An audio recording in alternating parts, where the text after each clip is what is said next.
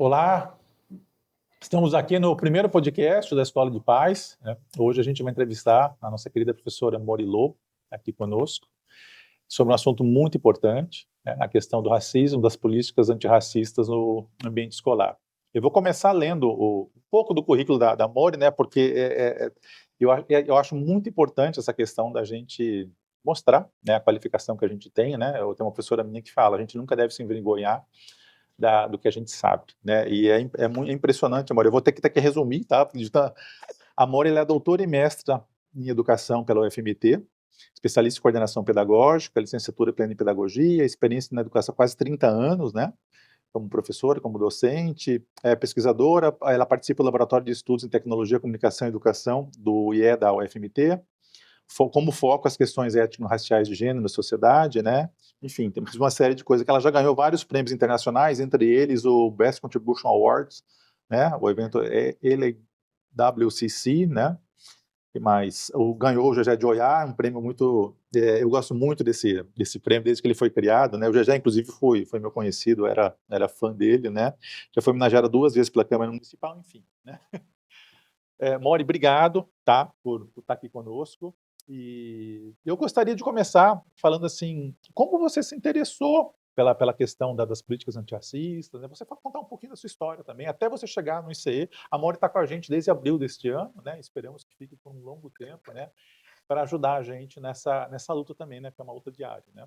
Muito. Então, eu começo a minha história, né, com a educação antirracista na universidade. Antes da universidade, eu não tinha essa leitura, porque nós sabemos que no Brasil nós vivemos essa ideologia do branqueamento e essa falsa democracia racial, que ela é inculcada em nós desde os primórdios, né? Desde a história do Brasil, ela já traz todo esse processo.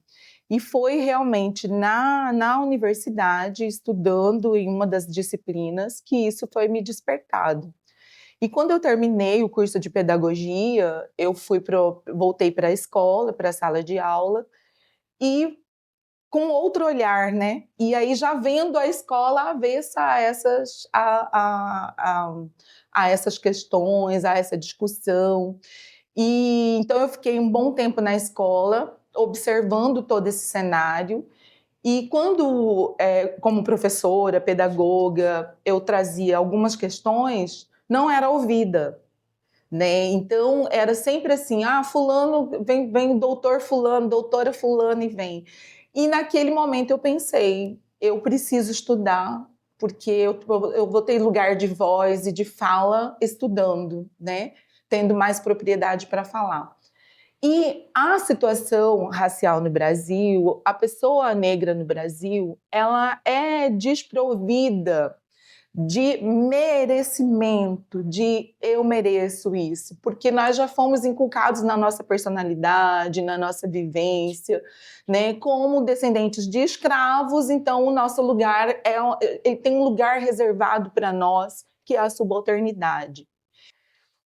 Então, a partir dos estudos de Francis Fanon, ele vai falar sobre essas problemáticas que foram inculcadas na pessoa negra por conta desse processo de escravidão. Ele não escreveu para o Brasil, mas a gente traz essa leitura para o Brasil, trazendo todo esse complexo de inferioridade, esse lugar de subalternidade. Então, para a pessoa negra empreender estudos e ela partir para um lugar de um campo científico, ela precisa lutar com ela mesma.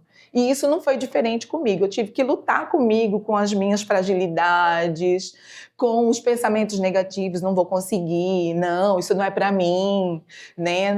E eu tive que lutar com isso para eu poder voltar para a universidade. E quando eu voltei para a universidade no mestrado, eu pensei para a formação de professores. Eu não tinha pensado nas questões raciais porque eu achava que eu não ia conseguir entrar. Mas eu conheci algumas pessoas lá, comecei a participar de alguns encontros de grupos de pesquisa, e eu me encontrei nos movimentos sociais, né? Me encontrei nos movimentos sociais e tinha o cinema negro. E aí eu fui trabalhar o cinema negro. E trabalhando o cinema negro, eu fui tendo conhecimentos, fui lendo mais, adquirindo mais conhecimento. E aí eu fui vendo as mulheres negras que empreendem, nossa, e coisas que eu não conhecia, que era longe do meu universo, né? E quando eu fui trabalhar o cinema e fui conhecendo os grandes cineastas, os cineastas, as mulheres cineastas também, o Glauber Rocha, como que nasce o cinema novo com o cinema negro, e como que isso é importante dentro da escola. Né? Quem é pedagogo e quem trabalha com educação básica, é impossível você estar lá e você não pensar nos seus alunos aqui. Como é que eu posso levar isso para a escola? Como é que eu posso empreender isso? Como é que eu posso fazer o meu aluno lá de adolescente, as crianças, a entrarem nesse universo, né? E foi assim que eu comecei a trabalhar o cinema e comecei a empreender estudos. Quando eu fui para o doutorado, eu já emendei o mestrado com o doutorado, porque eu vi que eu já estava numa idade já pensando agora eu preciso estudar, preciso emendar. E quando eu fui pro doutorado, eu pensei, bom, do cinema eu já tenho elementos suficientes para levar para a escola. Agora eu quero redes sociais, porque é o boom hoje da garotada, dos jovens, né? Eu acho que eu vou contribuir. Quando eu chego lá na universidade, depois que eu passei na prova, o meu orientador me sugeriu: você não quer trabalhar gênero, mulheres negras? Né? Eu não tenho nada sobre isso. E aí eu aceitei a proposta, a minha proposta inicial do projeto não era esse, mas eu gostei muito. E foi, assim, um divisor de águas para mim, né? Porque, à medida que eu fui estudando, eu fui me vendo naqueles dados que eu estudava. Eu sou essa mulher que está aqui, eu também faço parte desse processo. E foi muito importante para mim estudar as redes sociais e ver como que acontece esse movimento dessa democratização do ensino através das redes. E como é que essas mulheres estavam fazendo para descolonizar, para trazer essa história do Brasil, essa história de escravidão, essa triste história, e começar a desmistificar também alguns discursos que não eram verdadeiros, né? E com relação ao povo negro brasileiro. E isso foi muito importante para mim, para a minha história. Eu gosto muito de falar. Ontem eu estava dando uma aula online e eu ainda falei, as pessoas assustam, né? Quando elas leem algumas coisas. Aqui, para os nossos alunos aqui do ICE, eu trouxe a minha tese de doutorado, eles leram todo o prefácio da minha tese, eu mostrei para eles como que é escrever uma tese, porque são alunos de sexto ao nono ano, né? Letramento científico, né? Que precisa, exatamente. E eles leram, e eles fizeram perguntas, eu fiquei muito feliz por eles se interessarem. E muito mais pelas questões raciais, porque eles começaram a fazer perguntas. E é essa a nossa intenção mesmo. É chegar na escola e trazer essas informações no nível da idade deles, mas que aconteça com eles esse processo de descolonização, esse despertamento para aquilo que é a história, qual que é a contribuição do povo negro. Por que nós temos tantas dificuldades no Brasil hoje, sendo quase 57% da população negra, e nós temos tanta dificuldade de dizer eu sou pardo ou eu sou negro? Por que essa dificuldade de se assumir negros? Por que o povo negro ficou adoecido na sua personalidade, nas suas emoções? Por que nós ainda temos esse adoecimento? Porque nós ainda vivemos todo esse processo nessa estrutura racista. Então, o estudo ele é importante para que a gente possa encontrar uma didática pedagógica para chegar nessas crianças, nesses jovens, né? Começando pela educação infantil, passando pelas séries iniciais, chegando nesses jovens, desses adolescentes, nessa geração alfa, imersa nas redes sociais, imersa com as tecnologias. Então, eu penso que essa nova geração é uma geração privilegiada. A minha geração, que é a geração X, não teve tanto privilégio de informações como essa geração está tendo. Então, eu penso que esse é o momento, e o movimento negro foi muito perspicaz em utilizar as redes sociais hoje para trazer esse processo de descolonização. Por exemplo, uma das perguntas que os nossos alunos aqui perguntam muito: professora, eu falo negra, eu falo preta, como é que é? Né? Como é que é isso? Então, e você já ensinar, e como eu fico feliz quando eu vejo um adolescente perguntando isso, sabe? Então, negra é uma bandeira. O pardo e o preto é negro, porque é uma bandeira social que a gente carrega de assumir as nossas raízes, de assumir que nós temos um povo que nos antecedeu. Mas preta é a cor que é usada pelo IBGE. Mas eu posso falar fulano preto? Pode, né? Mas a diferença é que a gente tem o preto da pele retinta, o preto da pele mais clara, né? E aí, como que eu vou saber se eu sou preta, se eu sou negra? Pelos meus fenótipos, né? Então, é muito importante isso. E ver meninas meninas negras de pele clara, que tem o cabelo todo cacheado, que tem todos o fenótipo, dizer, professora, agora eu sei, eu sou negra. Né? Então, professora, na minha certidão tá parda, mas eu sou uma pessoa, eu sou negra. Eu gosto, e isso é tão bacana da gente ver a educação avançando, e é muito importante isso. Por mais que a gente tenha críticas, eu sou otimista por um lado e pessimista por outro. Né? Mas tem muitas críticas. O 20 de novembro, a Lei 10.639, ninguém está trabalhando a Lei 10.639, mas olha para trás, para a geração X, por exemplo. Eu não tive essa oportunidade na escola. Eu não tive uma professora que chegasse na sala de aula e dissesse assim, hoje nós vamos trabalhar a mitigação do racismo, vamos fazer um projeto.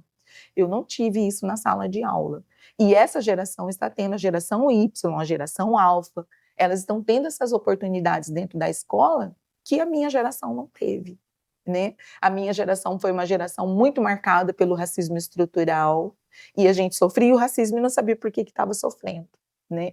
E o racismo no Brasil, ele é um racismo de marca, então ele é um racismo muito minucioso, que ele está interlaçado na cultura brasileira, ele é constitutivo, e eu gosto muito de dar esses exemplos, porque eu trabalho muito com os meus alunos, porque às vezes eles estão cometendo racismo, mas eles não têm essa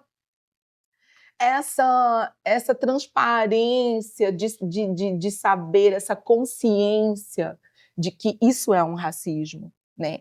E eu sempre falo isso para eles, quando eu vejo eles fazendo alguma coisa, alguma piada, alguma coisa, a minha obrigação é ensinar vocês, eu estou aqui para ensinar vocês. Então vamos aprender agora, vamos parar tudo e a gente vai fazer isso agora. E é bacana quando a gente vê que eles conseguem compreender, quando eles perguntam, quando eles têm dúvidas e eles perguntam, professora, mas por que as pessoas usam o macaco para cometer racismo, né? E aí explicar para eles todo esse processo e explicar para eles que é um processo constitutivo, ele está no nosso DNA. E para a gente romper isso, nós vamos precisar de uma geração inteira para fazer todo esse processo. Então... Você citou uma coisa aí, o que eu queria que você aprofundasse um pouco, Mori, quando você citou a questão da importância da gente tratar a questão do gênero desde a educação infantil. E é uma palavra que assusta todo mundo, né? Quando a gente fala, é importante até a gente falar para os pais, e a gente vê tanta bobagem hoje, né? Essa é a minha pesquisa também, a minha dissertação do mestrado, né? O que é trabalhar gênero? Você não trabalha só racismo, é você mostrar para as crianças, né, desde cedo, de que, por exemplo, a menina, ela é tão importante quanto o menino. É nesse sentido. Eu estou vendo, por exemplo, um trabalho lindo que a Itália está fazendo lá em Reggio Emília, onde eles estão combatendo o feminicídio desde a educação infantil, né? E eu queria que você falasse um pouquinho sobre isso, ligado ao racismo também, como as escolas podem trabalhar isso desde cedo, né? Junto com o empoderamento feminino, porque está tudo entrelaçado, né, Mori? Os preconceitos também, né? tudo entrelaçado. E nos estudos raciais, quando a gente vai trabalhar, a gente tem o feminismo negro, né? E esse feminismo negro, ele sofreu muito no começo, porque não tinha o feminismo negro, não tinha esse movimento feminista negro, né? E nós utilizamos, tem uma autora chamada Kimberly Crenshaw.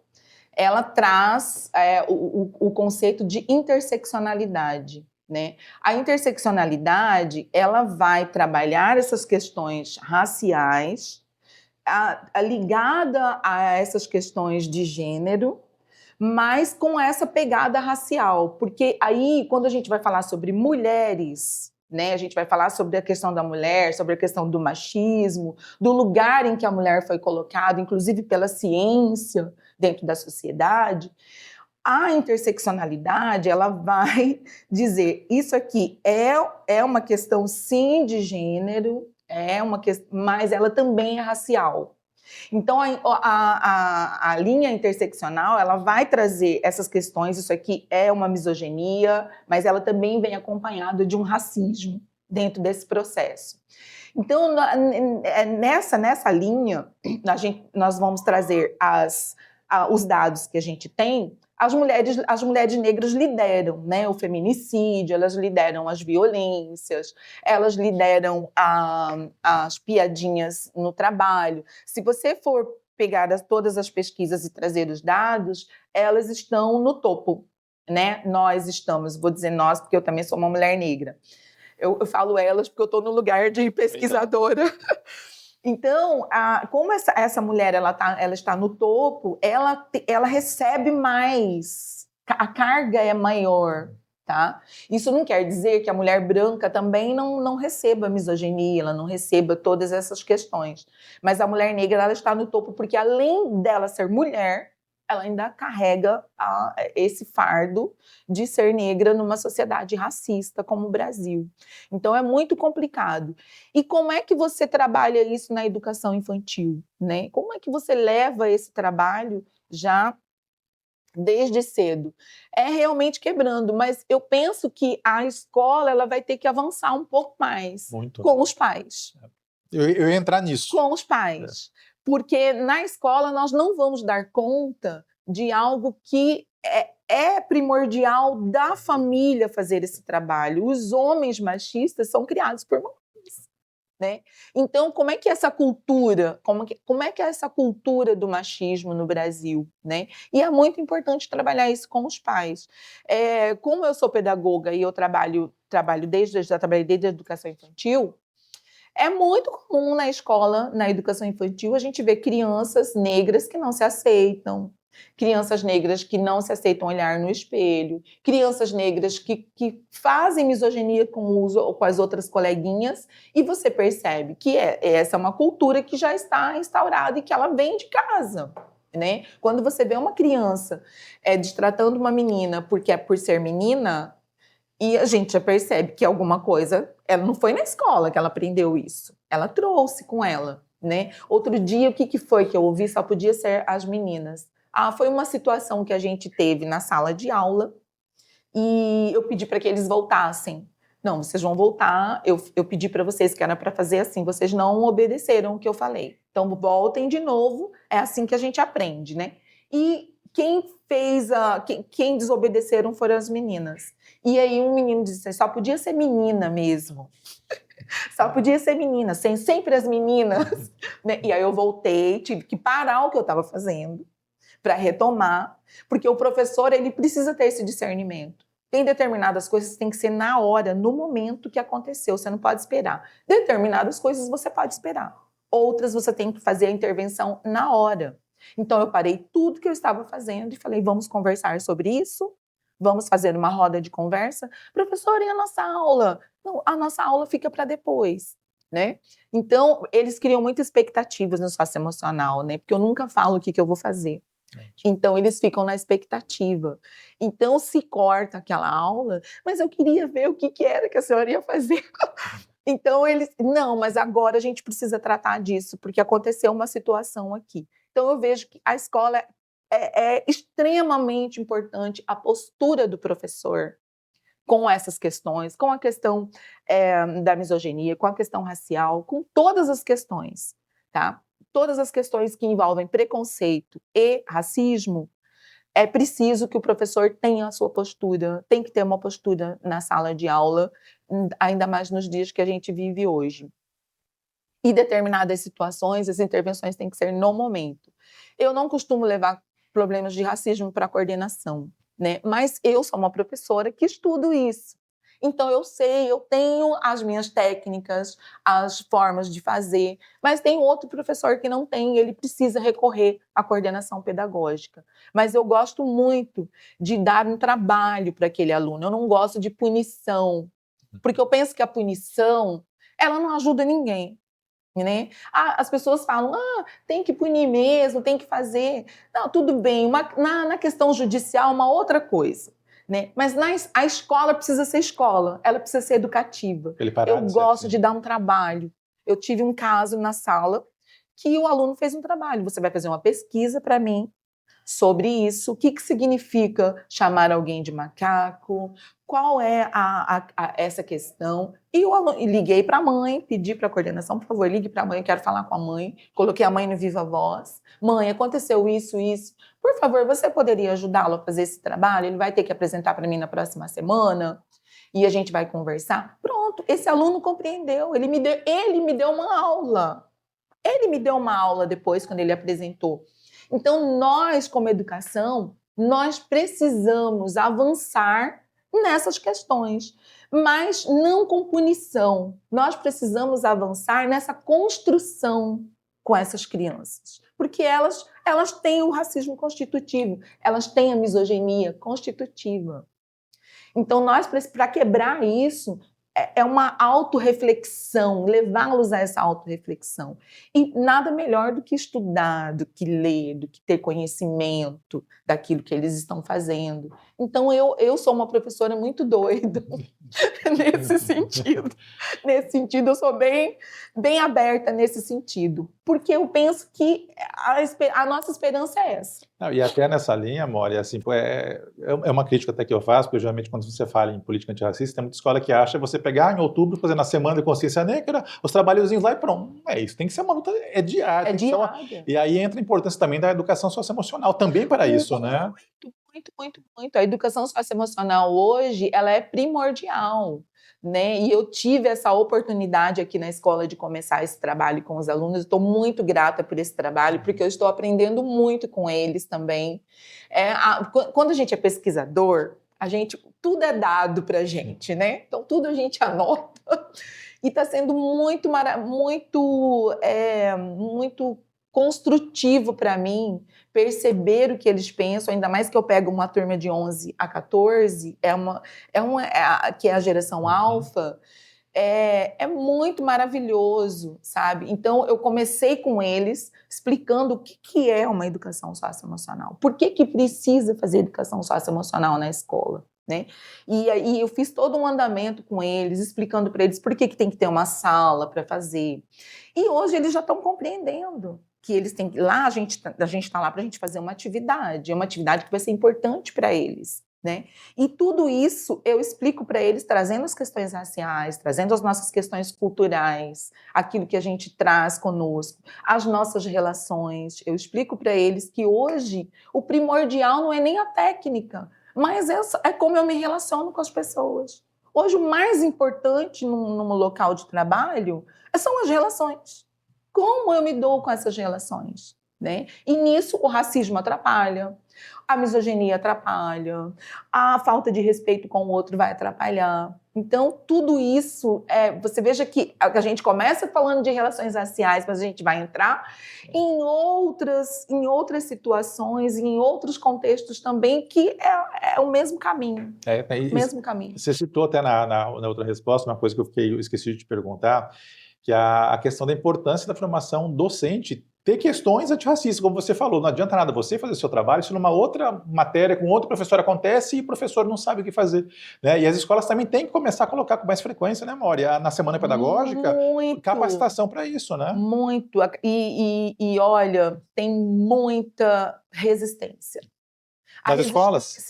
Nas escolas, na universidade tem resistência. A gente tem resistência em todos os âmbitos, porque o Brasil foi formatado assim, sabe?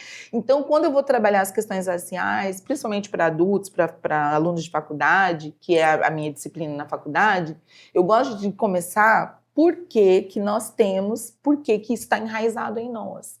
Por que isso foi formado na nossa personalidade? Por isso que eu gosto do Fanon. O Fanon traz um conceito de cosmovisão, que ele chama de Weltanschauung, que é uma palavra alemã, mas ela é que mais se aproxima daquilo que foi feito conosco, porque é uma formatação na nossa personalidade. O povo negro foi formatado na sua personalidade para a subalternidade.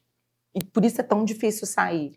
E por isso é tão difícil você também celebrar as coisas boas que acontecem. Sabe? Dizer assim, poxa, eu tô tão bem, nossa, que maravilha, né?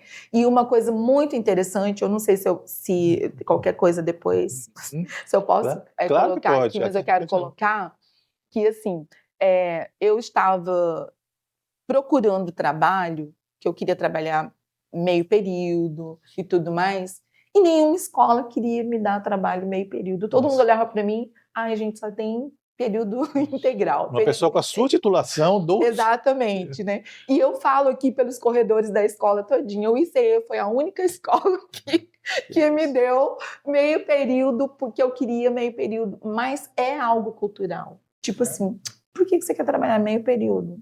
Por quê? Aí eu tive até um amigo que falou assim para mim, mas você só tá no ICE e numa faculdade? Sim. Porque, mas eu tenho uma escola, tal lugar. É como se olhasse pra gente, não, você tem que trabalhar mais. É essa cultura. Eu gosto de falar isso para os meus alunos, de dar exemplos para eles, de como que esse racismo, ele é muito bem estruturado e ele é muito camuflado, porque se você não tiver a técnica para você ouvir esse ouvido atento, você não consegue perceber que é uma situação de racismo, né? Por exemplo, mulheres negras em consultórios médicos, né? O quanto que a gente sofre em consultório médico. Eu tive que brigar com um cardiologista, tive que mudar de cardiologista, porque eu trouxe para ele pesquisas de uma medicação que está tendo respostas maravilhosas com mulheres negras, e ele simplesmente anulou. Tipo, tá pensando em você, quem que é o médico aqui, eu ou você? Né? Sim, você é o médico, mas eu tô te trazendo para você olhar, quem sabe esse também não dá uma resposta boa comigo, né? Então, tipo assim, não, você vai tomar esse remédio e acabou, então procura outro médico, sabe? Isso é muito comum no Brasil, sabe? Mulheres negras que são deixadas para passar dor. Não, ela aguenta a dor. É forte, ela aguenta a dor. Então, a gente ensinar as nossas crianças também a identificar as situações, e eu gosto muito de trabalhar, por isso que o socioemocional é importante, porque eu gosto de trabalhar com as minhas alunas, porque o meu lado pessimista nós não vamos conseguir mitigar isso, nós não vamos conseguir totalmente, a gente vai conseguir chegar até um ponto, mas porque está na raiz do Brasil, né? Então, eu gosto de ensinar as minhas alunas assim, essa pessoa tem poder sobre você, as palavras dessa pessoa têm poder sobre você, então você se blinda, né? E é lindo quando os alunos conseguem e começa a acontecer a catarse, o que a psicanálise chama de catarse, né? Que cai a ficha, e a aluna chegou e ela estava sofrendo racismo, estavam falando do cabelo dela. E aí eu falei, mas o que você gosta do seu cabelo? Eu gosto, professora, mas as pessoas ficam falando, você vai fazer balé? Tem que prender o cabelo assim, mas o meu cabelo não prende igual das outras meninas, né? Eu falei, então conversa com as suas colegas, diga para elas, o meu cabelo é assim, eu gosto do meu cabelo assim, elas têm poder sobre você? Não. Então, quando você se sentir incomodado, quando você não se sentir à vontade com o que elas estão dizendo, você vai olhar para elas e dizer, olha, infelizmente, as palavras de vocês não têm poder sobre mim. E acabou, a conversa vai acabar aqui. E aí, passou alguns dias, ela veio. professora, eu falei, eu consegui falar. O que você falou? Eu falei para elas, podem falar do meu cabelo. As palavras de vocês não têm poder sobre mim. E a palavra da aluna foi libertador. Lindo isso. Foi libertador. Então, nós precisamos ensinar as crianças negras também a dizer não, eu não aceito o que você está falando. Você não gosta do meu cabelo, não gosta da minha cor? Paciência, eu me amo e pronto. Mas é difícil para o povo negro que não foi amado, que não é amado, né? Que não é querido.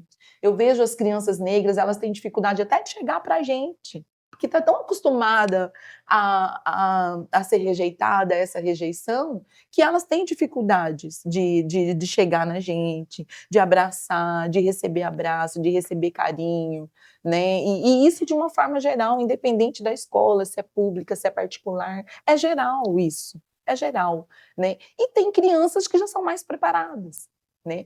Então, essa geração Z, que já foi uma geração que recebeu mais informações, mais formações, é mais formativa, nós já temos uma esperança aí, porque nós já temos crianças negras que já estão mais autoafirmadas por causa dos pais, porque os pais já estão ensinando, né? Então, isso é muito importante. Essa geração Z,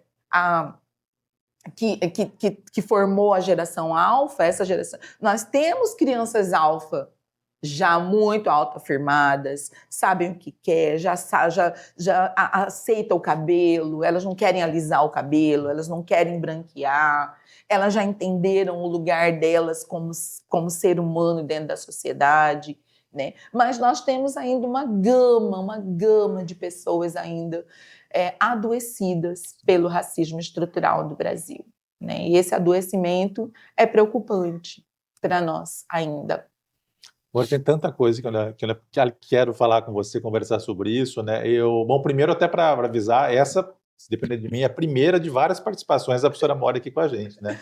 Que é um assunto tão complexo e, enfim, e quando você fala do seu pessimismo, eu entendo totalmente. Mas, ao mesmo tempo, assim, se nós, escolas, não começarmos a fazer a nossa parte, Sim. jogar a estrelinha de volta, pô, mas quem que vai fazer, Sim, né? sim. Tem que começar com a gente, né? E eu queria te falar, assim, de verdade, do fundo do meu coração, do privilégio que é para a gente ter uma pessoa como você aqui conosco. Se depender de mim, aliás, de todo mundo aqui, né? Eu estou muito grata. E a importância, eu acho, das escolas se posicionarem também em relação a isso. Eu sinto, às vezes, a gente lá no ICE, por exemplo, a gente fixou um post que é os 9 princípios básicos da escola, e um deles está lá a questão do combate ao racismo e todo tipo de preconceito. Eu acho que a escola também precisa se posicionar em relação à sociedade, mas já era para falar, não, aqui a gente vai combater sim, né? E precisa, a gente vai fazer, né? E claro que nem sempre a gente consegue, né? Você falou uma coisa que é verdade, que eu já vivenciei isso até aqui, né? De às vezes você tenta tudo e enfim, ou o contrário, você faz sua parte punitiva, o que adianta? A pessoa vai continuar sendo racista na outra escola. Se você não fizer o pedagógico, não tentar fazer caminhar porque não é um processo fácil também, né? Não é. Aí entra também uma coisa que eu quero depois em outros episódios com você, a questão de como a internet, as mídias sociais, elas atrapalham, principalmente na questão a partir do Fundamental 2, né? E também é um outro fator também complica, mas enfim, né? Hoje eu queria te agradecer bastante, tá, por essa primeira participação e falar de como está todo mundo encantado com você aqui, e a gente conta muito com você para implantar uma política que de fato, não vou dizer que funcione, mas que ela seja integrada em todos os setores da escola, desde a capacitação de professores, a questão do socioemocional com os alunos, na educação infantil, que a gente quer começar o ano que vem, né? Eu vou pedir até ajuda da Moura na minha pesquisa aqui. Com certeza. E obrigado de coração pela sua participação, tá bom? Eu Obrigado. que agradeço. Obrigado, gente. Terminamos então hoje o nosso primeiro episódio da Escola de Paz e vamos ter a professora Mori conosco aqui em outros também. Ok. Obrigado mesmo, Mori.